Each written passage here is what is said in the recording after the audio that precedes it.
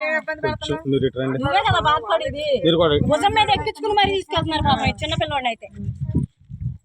నా పేరు సువర్ణ అండి. మేము జగనన్న కాలనీలో 5 సంవత్సరాల నుంచి ఇల్లు కట్టుకుని ఉంటున్నామండి. మాకు సెంటు స్థలాలు ఇచ్చారండి. సెంటు స్థలాలు అప్పులు చేసి ఇల్లు కట్టుకొని ఉంటున్నామండి. కానీ మాకు రోడ్డు లేదండి, రోడ్డు లేదు, వాటర్ లేదు. వర్షం వస్తే పిల్లలు స్కూల్కి వెళ్ళడానికి చాలా ఇబ్బంది అయిపోతుంది.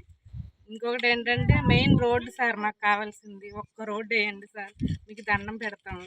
ఒక్క రోడ్డు, డ్రైనేజ్ సార్, అలాగే స్ట్రీట్ లైట్లు సార్.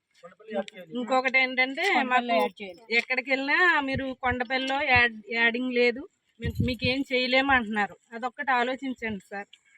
కొండపల్లిలో మమ్మల్ని యాడ్ చేయండి. సుమారు ఇక్కడ ఒక 2000 మంది ఉంటున్నాం సార్. మా కుటుంబాలు చాలా ఇబ్బంది పడుతున్నామండి. ఒక్కసారి ఆలోచించండి అధికారులు.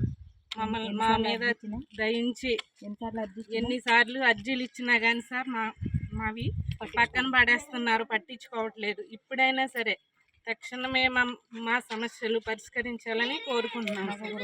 మాకు ఒక రోడ్డు